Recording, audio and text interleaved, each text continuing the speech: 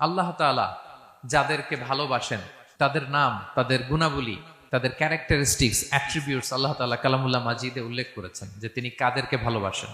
তার আগে আপনারা একটু উত্তর করে আমাকে বলেন তো যে আমরা আল্লাহর ভালোবাসা পেতে চাই কি চাই না? সবাই চাই না? এটাই আজকে আমাদের আলোচনার টপিক, যে যাদেরকে আল্লাহ ভালোবাসেন। আমরা আজকের এই চমৎকার সন্ধ্যায় জেনে নিব যে আল্লাহ তাআলা কাদেরকে পছন্দ করেন এবং কাদেরকে ভালোবাসেন। এবং প্রিয় ভাই এবং বোনেরা, আল্লাহ তাআলার ভালোবাসা অর্জন এটা মানব জীবনের সবচাইতে বড় সৌভাগ্যের বিষয়। কি বলেন? আমরা যদি প্রেসিডেন্টের কাছের লোক হই, প্রধানমন্ত্রীর যদি কাছের লোক হই, যদি আমরা জানি যে পিএম আমাকে ভালোবাসে, প্রেসিডেন্ট আমাকে ভালোবাসে, কেমন লাগবে? ভাল লাগবে। আর যদি আমরা এটা জানতে পারি যে রব্বে কারিম আল্লাহ রব্বুল ইজ্জা ওয়াল জালাল তিনি আমাকে ভালোবাসেন, কেমন লাগবে আমাদের? এই ভালোবাসাকে আমরা বলে বোঝাতে পারবো? পারবো না। এটাই আমরা চাই, এটাই আমাদের জীবনের টার্গেট, কামনা, ঠিক কিনা? তো একজন প্রকৃত মুমিন সেই যে আল্লাহর সান্নিধ্য পেতে চায়, আল্লাহ তাআলার ভালোবাসা সে পেতে চায়।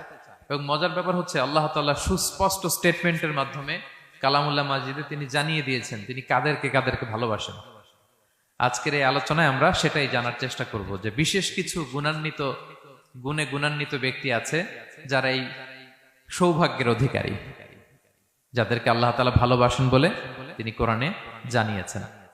আমরা যেন সেই সমস্ত গুণগুলো আমাদের নিজেদের মধ্যে ধারণ করতে পারি। আল্লাহ তাআলা আমাদের তৌফিক দান করুন। আমরা সবাই আওয়াজ করে পড়ে আমিন। প্রিয় ভাই এবং বোনেরা, শুরুতেই একটা ইন্ট্রোডাক্টরি কথা বলে রাখি, ভূমিকা কথা মূল আলোচনায় যাওয়ার আগে। সেটা হচ্ছে আমাদের প্রত্যেকের মনে রাখতে হবে যে আল্লাহ তাআলা ভালোবাসা পাওয়ার প্রধান শর্ত হচ্ছে রাসূল সাল্লাল্লাহু আলাইহি ওয়াসাল্লামকে ভালোবাসা, তার অনুসরণ করা।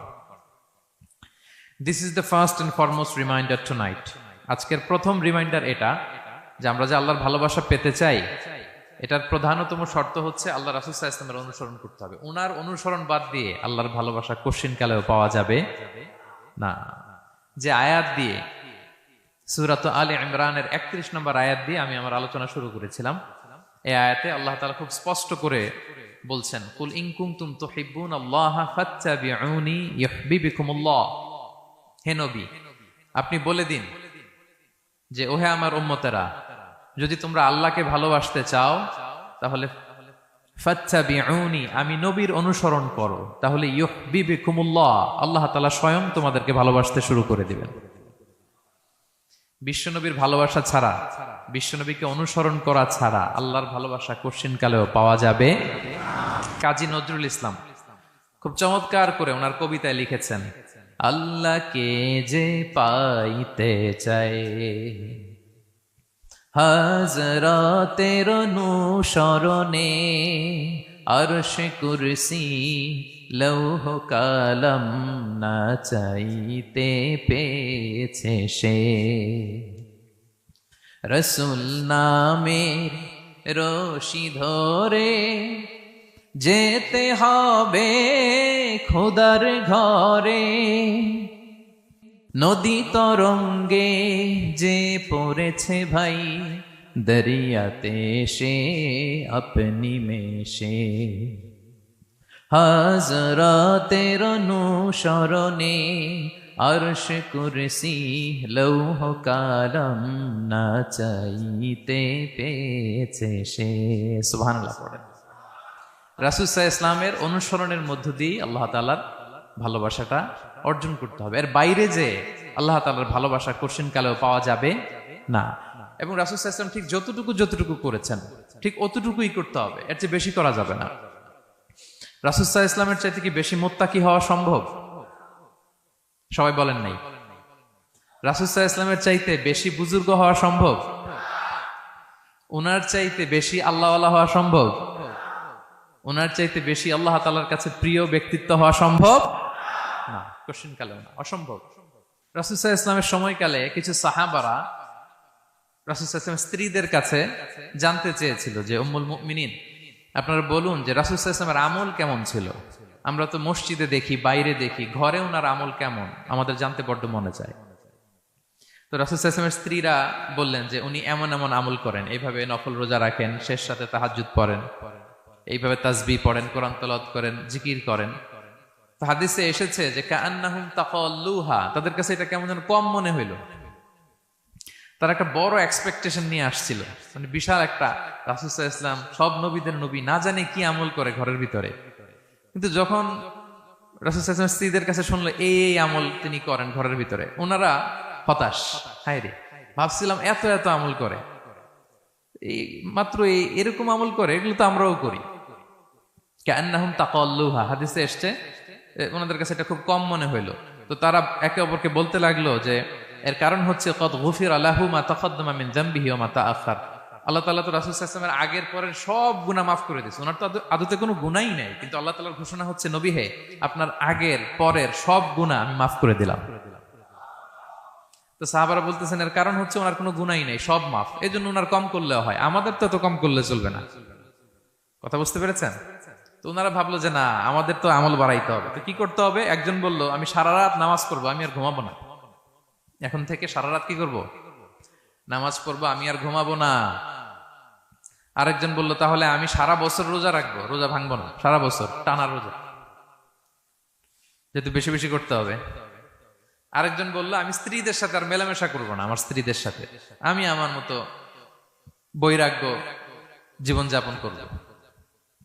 তো এই কথা যখন রাসূল সাল্লাল্লাহু আলাইহি ওয়াসাল্লাম শুনলেন, রাসূল সাল্লাল্লাহু আলাইহি ওয়াসাল্লাম ওনাদেরকে ডেকে পাঠালেন, ডেকে বললেন আনতুমুল্লাযীনা কুলতুম কাযা ওয়া কাযা, তোমরা কি এমনটা এমনটা বলছো?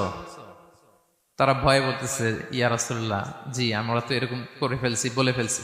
তখন রাসূল সাল্লাল্লাহু আলাইহি ওয়াসাল্লাম বললেন ওয়াল্লাহি ইন্নী লা আখশাকুম লিল্লাহি ওয়া আতকাকুম লাহু, আল্লাহর শপথ করে বলছি আমি তোমাদের মধ্য থেকে আল্লাহকে সবচেয়ে বেশি ভয় পাই, আমি সবচেয়ে বড় মুত্তাকি, আমার চেয়ে বেশি কেউ আল্লাহকে ভয় পেতে পারে না।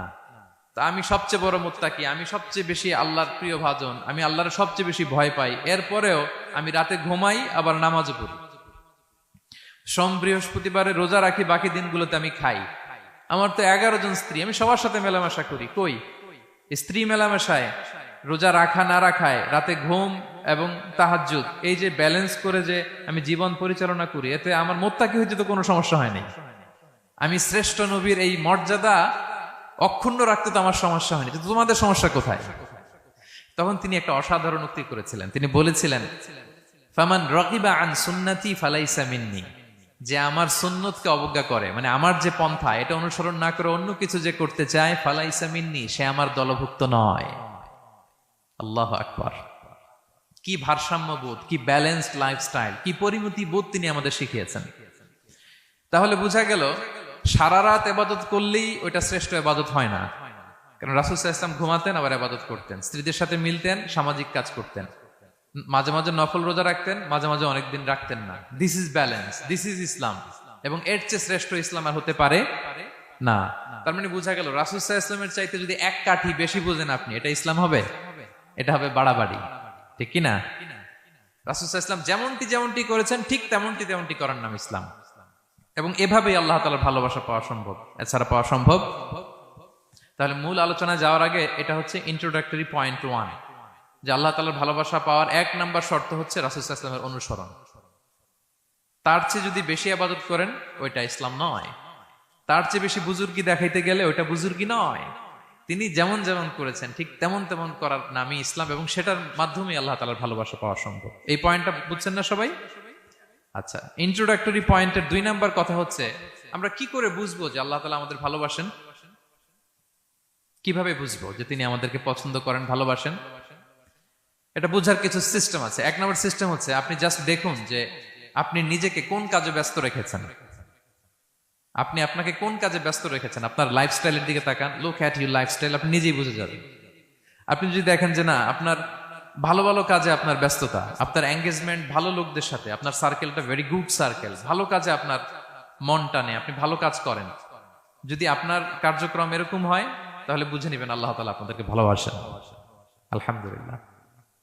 আর যদি দেখেন না, যত আকাম কুকাম আছে ওইটার সবার আগে আপনি, যেই কাজে আল্লাহর ক্রোধ আসে, আল্লাহ রাগ হয়ে যান, যেই কাজ ইসলামে করার নিষেধ, যেটাতে তার অসন্তুষ্টি, ওই কাজে আপনার এঙ্গেজমেন্ট, ইনভলভমেন্ট, আপনার সার্কেল গুলো এরকম, তাহলে বুঝে নিবেন আল্লাহ ভালোবাসা, এই মহা সৌভাগ্য আপনার কপালে জোটে নাই।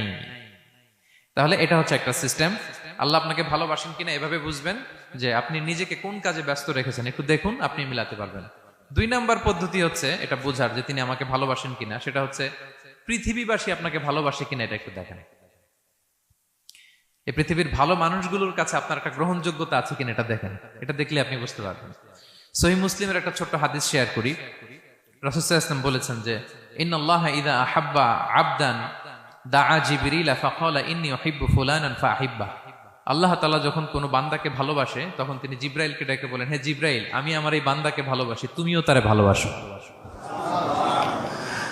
ফায়ুহিব্বুহু জিবরিল, জিবরাইল আলাইহিস সালাম তারে ভালোবাসতে শুরু করে। শুধু এখানেই না, সুম্মা ইউনাদি ফিস সামা, তারপরে তিনি আকাশে একটা অ্যানাউন্সমেন্ট করেন। ফায়াকুল, তিনি বলেন যে ইন্নাল্লাহা ইউহিব্বু ফুলানান ফাআহিব্বুহু, ও আকাশবাসীরা, ও ফেরেশতারা, আল্লাহ তাআলা তার এই বান্দাকে ভালোবাসে, তোমরা সবাই তারে ভালোবাসো।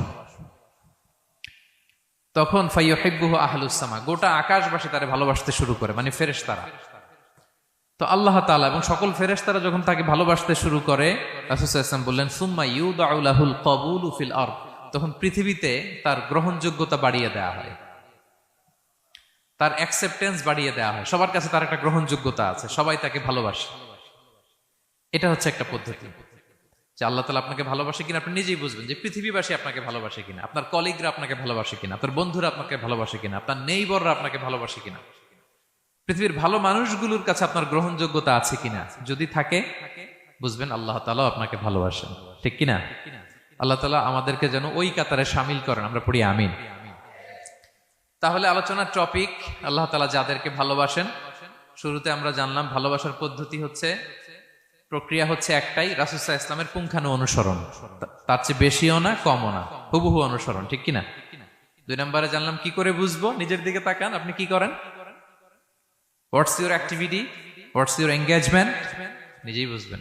আর দেখেন যে আশেপাশের মানুষ আপনার ব্যাপারে কি বলে। পৃথিবীবাসী যদি আপনারে পছন্দ করে, তার মানে আল্লাহ তাআলাও আপনারে পছন্দ করে। সবাই বুঝতে পেরেছেন? আচ্ছা, এবার সরাসরি কোরআনে চলে যাই, মূল টপিক বিশ্লেষণে। আল্লাহ তাআলা অনেক শ্রেণীর ব্যক্তিকে ভালোবাসেন বলে তিনি ঘোষণা করেছেন। তিনি বলেছেন যে আমি তাদেরকে ভালোবাসি। এর মধ্যে এক নাম্বার হচ্ছে আল মুহসিনুন। একটু আমার সাথে সাথে বলেন, আল মুহসিনুন। মুহসিনুন মানে হচ্ছে যে ইহসান করে, মানে অন্যের প্রতি অনুগ্রহ দেখায়, অনুগ্রহশীল, অন্যের প্রতি দয়াশীল, অনুগ্রহশীল। এই সমস্ত বান্দাদের আল্লাহ ভালোবাসেন। আল্লাহ বলেন, ওয়া আনফিকু ফি সাবিলিল্লাহি ওয়া লা তুলকু বিআইদিকুম ইলা তাহলুকা ওয়া আহসিনু ইন্নাল্লাহা ইউহিব্বুল মুহসিনিন। তিনি বলেন যে তোমরা আল্লাহর রাস্তায় দান করো আর নিজেরা নিজেদেরকে ধ্বংসের মুখে ঠেলে দিও না, আর তোমরা ইহসান করো অন্যের প্রতি, কারণ ইন্নাল্লাহা ইউহিব্বুল মুহসিনিন, আল্লাহ তাআলা মুহসিনিনদের ভালোবাসেন, মানে যারা অন্যের প্রতি অনুগ্রহ দেখায়, অন্যের প্রতি দয়া পরবশ, তাদেরকে আল্লাহ ভালোবাসেন। সুবহানাল্লাহি ওয়া বিহামদিহি। তাহলে পেয়ে গেলাম, মিলায় নেন যে অন্যের প্রতি সফট কর্নার, অন্যের প্রতি দয়া, অনুকম্পা, হেল্পিং হ্যান্ড, হেল্প করার মানসিকতা, অন্যের দুঃখে কাদা, এই মাইন্ডসেট, এই মেন্টালিটি আমাদের আছে কিনা একটু মিলিয়ে নেন। না থাকলে রিমাইন্ডার হিসেবে নেন যে আমরাও যেন মুহসিনুনদের কাতারে শামিল হতে পারি। ইহসান এটা অনেক বড় তবকার একটা আমল। ইবাদতেও ইহসান লাগবে, ইবাদতের বাইরে সামাজিক কর্মকাণ্ড, রাষ্ট্রীয় কর্মকাণ্ড, সব কাজে আল্লাহ তাআলা এই ইহসানকে আবশ্যক করেছেন। অনুগ্রহ, অন্যদের প্রতি অনুগ্রহশীল হওয়া। ইবাদতে ইহসানটা কেমন? সাইয়েদনা জিবরাইল আলাইহিস সালাম রাসূল সাল্লাল্লাহু আলাইহি ওয়াসাল্লামকে জিজ্ঞেস করেছিলেন যে ইয়া রাসূলুল্লাহ ফাখবিরনি আনিল ইহসান, ইহসান আবার কি, আমাকে একটু বলেন। তো ইবাদতে ইহসানটা কেমন? রাসূল সাল্লাল্লাহু আলাইহি ওয়াসাল্লাম বললেন যে ইহসান হচ্ছে আন তা'বুদাল্লাহা কাআন্নাকা তারাহু ফাইন লাম তাকুন তারাহু ফাইন্নাহু ইয়ারাক। তুমি এমন ভাবে ইবাদত করবে, তুমি ভাববে যে তুমি আল্লাহকে দেখছো, তুমি আল্লাহকে দেখে দেখে ইবাদত করতেছো, এরকম ভাবো না একটু। আর এটা ভাবতে যদি কষ্ট হয়, অন্তত এতটুকু তো ভাবো যে আল্লাহ তোমায় দেখছেন। এতটুকু ভাবা যাবে না? আমরা যখন নামাজ পড়ি, আমাদের প্রত্যেকটা সালাতের মুহূর্তে আমাদের এটা ভাবতে হবে যে আল্লাহ তাআলা কিন্তু আমাকে দেখছেন। এই যে আমি ফিস ফিস করে সুবহানা রাব্বিয়াল আলা পড়ি, সুবহানা রাব্বিয়াল আযীম পড়ি, আমি তাসবিহ পড়ি, আমার রুকু সেজদা সবকিছু আমার আল্লাহ দেখছেন। এই সেন্স, এই অনুভূতি যদি আপনার মধ্যে থাকে